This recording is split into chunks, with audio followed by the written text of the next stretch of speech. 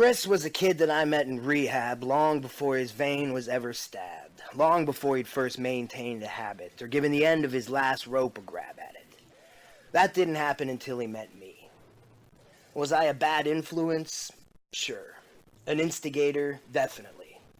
But all of us begged for the chance to suck the devil's dick, so nobody could say with any certainty that Chris's downfall was my fault entirely. Before I met him, Chris was a DJ spinning at parties, filling the house with vibrating bodies and pounding bass, frat boys, wingmen, and department store Barbies with thick makeup cakes on their faces. Everyone knew him, or claimed that they did, when name-dropping games came to their lips in barroom crowds with the music too loud while siphoning phone numbers from behind a mask of lies from some tan candy ass with round hips and azure blue skies in her eyes who thought the DJ was hot and that by association that hotness rubbed off so that anyone saying they knew Chris had a shot. Well, some people can and others cannot. Well, Chris could, and he did it a lot, and he always looked good, and he never got caught, and the party didn't start until he got to the spot. They all said Chris was headed for the top. To talk to him then, you'd think nothing could stop him.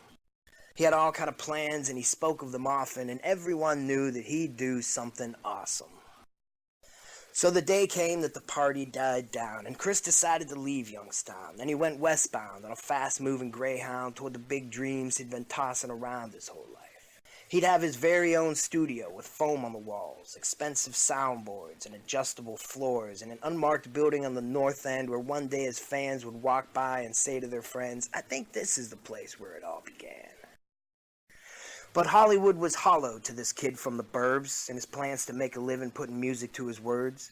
He'd hardly stepped off the bus at the station when his bad decisions shook the foundation of all those naive plans he had growing up.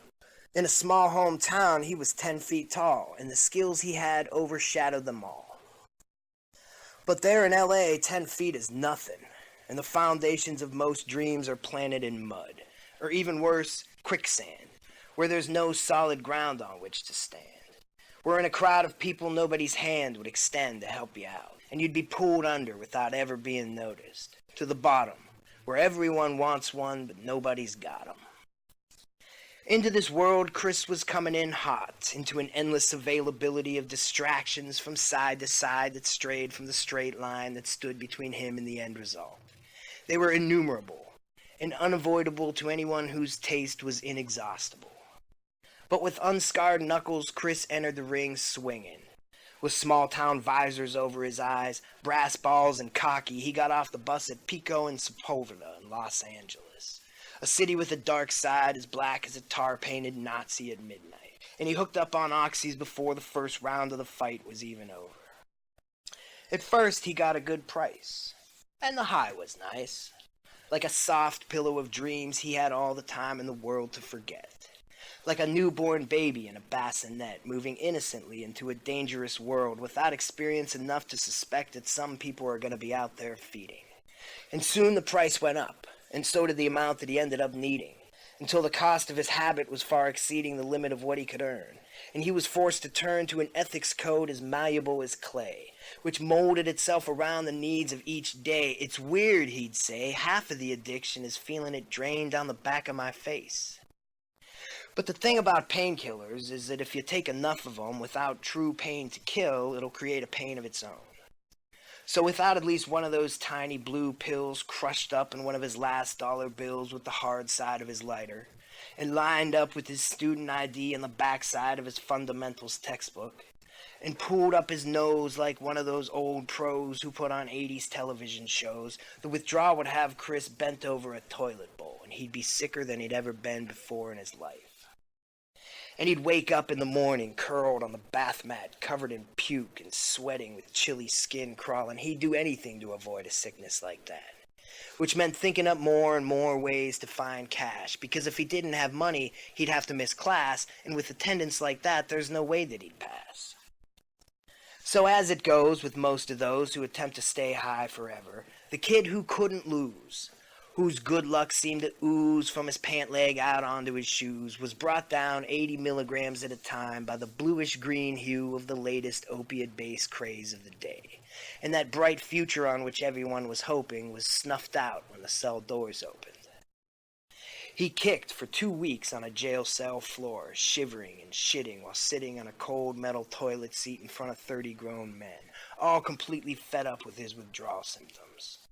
Sympathy drains quickly from a room when there's no way out of it. Finally, he was looking at his trial date, and the judge said it would end one of 2 ways. Either Chris returned home with his tail between his legs, defeated, with stories on deck of how he was cheated for a 90-day rehab stay, or spend the next 1.5 years being fucked in the ass by the California penal system. So he came back to Youngstown on the same bus that took him to Hollywood, a wiser man for having traveled.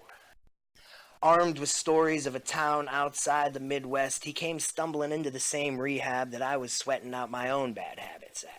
And that's when I met him. But everything's fine in rehab hang time.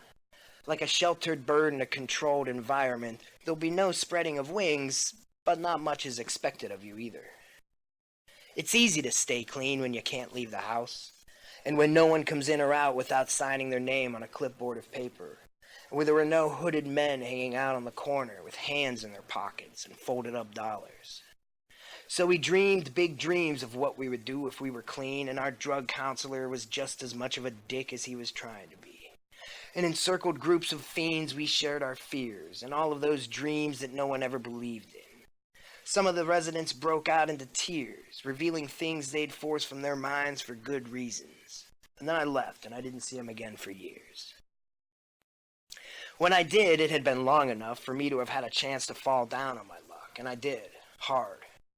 I was sitting in my car, parked on the corner of Market Street and Indianola Avenue.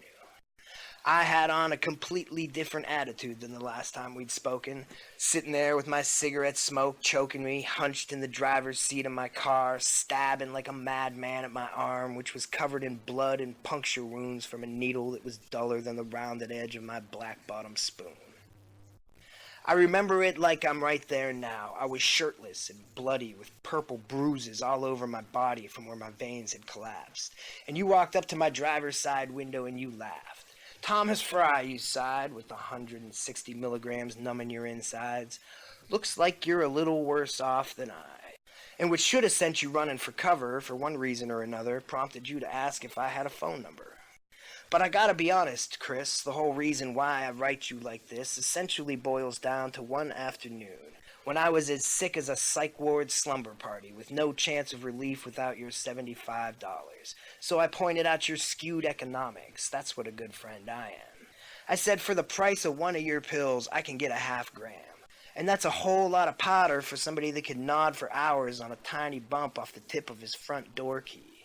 It would last you much longer, and damn is it stronger, trust me, I said. Give me your money, and I'll go run and get it, and you'll see what I mean, and you'll be glad that I did it. Then I ran to the east side and met the man as if my knee was hit by a doctor with a hammer in his hand, whose itchy finger was headed straight for my prostate gland. Hitting the dope house was the appropriate reflex action any time I found myself holding over $10. With the corner of a baggie tied in a knot above a brown ball about the size of a walnut, I returned to my apartment, where you were waiting with your girlfriend, about to go alone down the same road you were walking down with me. And I told you how happy you should be, that the stuff was good, like you'd know any different, and that he gave me extra, when I knew that he didn't.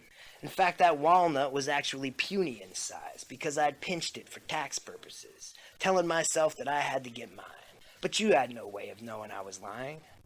And I spread that half gram so far across the table that it went on for miles. And I saw that look in your eyes, like that line stretched clear to Texas, like any half a gram of heroin does to anyone who doesn't know what a half gram is supposed to look like. From then on, it was all irrelevant. So I hipped you to the needle. Big deal. One way or another, you'd have found it. But I sold you to the devil, and you came around willingly into the arms of a lifelong habit that you'd box with 20-unit gloves for the remainder of what's left. And soon, as it always does, the money ran out. So with no other options but theft or drought, you did what you felt you had to do. And before long, it caught up with you. In another week or two, you spent kicking in a cell with a corner window view where you sat on your bunk and watched the Greyhound buses pull in and out of the station from the 4th floor of the county jail on 5th Avenue. And after a different judge took the same stand, you lost a lot of years buying soups from the man on a commissary carousel with spades in your hand. It's sad when a junkie who's as talented as this sells his talent for a tracked-up needle and a fix. On the west side, well, on the east side, sick. And somewhere in the middle is a scared little kid, paying with his time for all the shit that he did to deserve punishment such as this. In a jail cell studio, rhyming through the walls to the junkie in the next cell, sweating out the withdrawals. I'm eager to see where Chris goes from here, in a prison cell, writing down the words that he hears to a song in his head with the pen on the back of a medical request. And in 3 to 5 years, when the streets know his name, he can start again clean, sober, serene, and done with the obscene routine that caused his fall. From hanging with fools, ignoring the rules, and grasping at coping tools to caffeine and meeting halls. From dirtball back to 10 feet tall, with all the crawl gone from his knees that he drags by on. Of course, the other choice goes the other way. Chris could hit the streets and be high in days, or maybe ride the rehab high wave, or maybe make his home group on Wednesdays. But all the coffee and all the world and all the meeting sheets filled with words and all the judges that lock you down and all the piss cups and piss around will never stop you from getting high. That's the rotten truth of an addict's life. You won't kick tomorrow. Tomorrow never comes. The excuse is a crutch that lets you run from yourself as your dreams are dwindling, as you push them aside, as you hide in the spoon and the rush that keeps you alive. Now fast forward to the release date. 3 years of paper Chris is doing for the state means 3 years of POs and random UAs and 3 years of sweating out 3-day math, 3 days till I'm clean and I can pass. Because there ain't no chipping around a habit. If you've got to have it, then you've got to have it. And the shitty thing is you can walk a straight line and strengthen your spine and try and stay clean. For years you can disappear from the street and the scene and get a house and a wife and a kid and a lawn, and in 1 weak moment you can lose it all. So the best you can hope for is to find something, like a reason to live, or a childhood dream, or an art, or music and a mic and a stage. But it's gotta be something they can't take away. And it can't be a girl with a pretty blonde face, because if she leaves you, you'll be in the same fucking place. And it can't be a piss cup. It's gotta be you. So you do what the fuck you gotta do, Chris. A second last chance doesn't often come, so when one does, you should use it. Focus on writing down the words to your music, or figure out what you love to do and do the shit out of it. Because you'll never escape the tar pit unless you get out of it. So when they let you out the joint, you hit me up. Drop a couple of hundred and jump on a bus and take the scenic route here. Stare out the window at the plains and mountains and desert dust, instead of the usual prison walls and rust and friends you can't trust, disease, fiends without dreams, and piles of powder and rehab freaks. And as long as you've got a plane ticket home, you can crash on my couch for a couple of weeks. The change of scenery will give you an inner peace and the desire to go home and get the fuck up and go. Your viable clean slate dies a little more each day you stay in Youngstown, though. And that's my hometown, too. I've got love for it, bro, but you ain't staying clean in a town like that with the kind of people you know. 'Cause there's 1,000 junkies in 1,000 towns, but most don't have the talent that you're flushing down. And I know I'm no different in the things that I did, but I'm saying this to you 'cause I give a shit. But your life is yours, Chris, and it is what you make it. Just know the exit is there when you're ready to take it.